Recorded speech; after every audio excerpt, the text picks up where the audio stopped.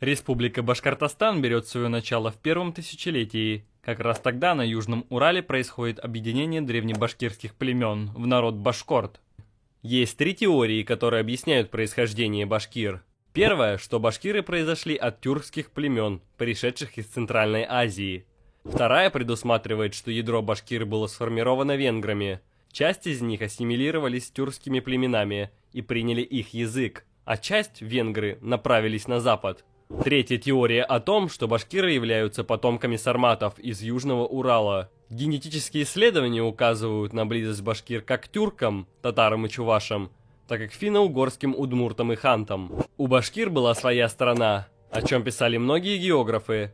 В то же время западная часть их расселения входила в состав Волжской Булгарии. По мере утверждения ислама в этом государстве, ислам распространился и у башкир. Монголы воевали с башкирами 14 лет. Они фактически сдерживали натиск монгольского нашествия на запад. Они были среди народов, оказавших очень сильное сопротивление монголо-татарам, за что получили широкую территориальную автономию, пока входили в состав Золотой Орды. В конце 14 века из-за походов Тамерлана на Орду начинается ее распад. Из 15 века Башкирия входила в состав Сибирского ханства, потом Казанского, после Ногайской Орды. Башкиры занимали территорию, которую вы можете увидеть на карте. После падения Казани Иван Грозный обратился к башкирам с призывом добровольно войти в состав русского государства. Башкирия присоединилась, оставив за собой полное право на пользование своей землей, иметь собственную администрацию и религию. В 1586 году Уфа получает статус города и становится административным центром Уфимского уезда. После распада Сибирского ханства в 17 веке вся территория современного Башкортостана вошла в состав России. После прихода Романовых правительство начинает нарушать договоренности, с которыми башкиры входили в состав России, стали расхищать земли, строить остроги, заставы, христианские монастыри, что привело к волнениям народа и восстаниям. Из-за активной политики колонизации 18 век стал эпохой самых масштабных народных движений в Башкортостане. Самое тяжелое по потерям стало восстание 35-40-х годов. Тогда погиб каждый четвертый башкир. Последнее башкирское восстание – участие в крестьянской войне. Один из руководителей восстания, Салават Юлаев, национальный герой Башкирии. Правительство поубавило пыл политики колонизации. Башкиры получили статус военного сословия. Была кантонная форма управления, которая была отменена во второй половине 19 века. Башкирские конные полки были неотъемлемой частью русской армии и принимали активное участие в войнах Российской империи. Башкирия входила в состав Оренбургской губернии, но после ее разделения в 1865 была образована Уфимская губерния. Во время Первой мировой войны промышленность переводилась на военные рельсы, сократилось производство хлеба, что привело к кризису в губернии, забастовкам. После Октябрьской революции 1917 года провозглашена национально-территориальная автономия Башкурдистан. Башкиры имели собственную армию и были на стороне белых в гражданской войне.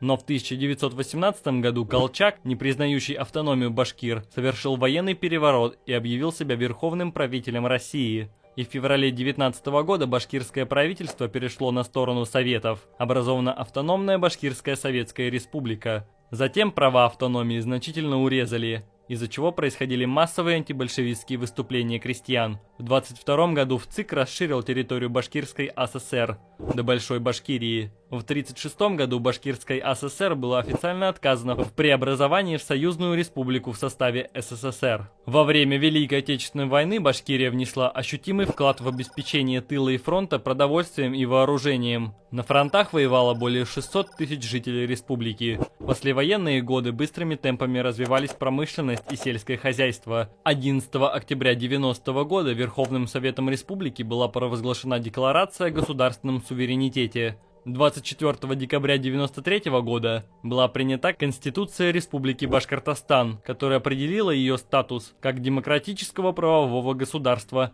в составе Российской Федерации и ее равноправного субъекта. В 90-х Башкирия имела много суверенитета и экономической самостоятельности, но, как и многие республики Российской Федерации, она утратила часть этого суверенитета в начале 2000-х. Башкортостан – одна из 22 республик России. Глава – Ради Хабиров. Время +2 относительно Москвы. А вот в соседнем Татарстане, Московская, территорию Башкирии по площади можно сравнить с Таджикистаном или Бангладешем.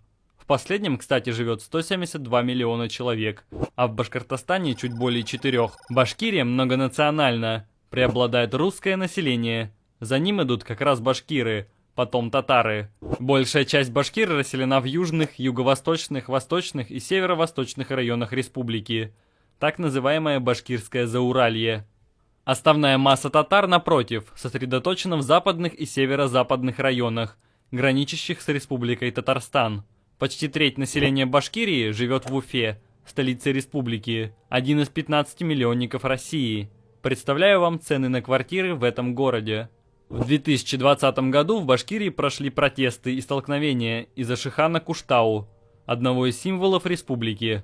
В остальном буду краток. Также крупные города Стерлитамак, Салават, Нефтекамск. В Башкирии есть горы, Урал же, много рек и озер. Большой потенциал имеет такая сфера, как туризм. По ВРП регион занимает 10 место, средняя зарплата 37 тысяч рублей. Развито производство, больше всего нефтепереработка. Важная часть башкирской экономики и дело души – бортничество.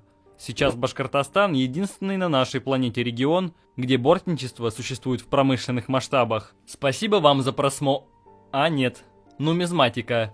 1 февраля 2019 года Банк России выпустил в обращение памятные монеты серии «Столетие образования Республики Башкортостан». Теперь спасибо за просмотр. Подписывайтесь на канал, ставьте лайки. Всем пока.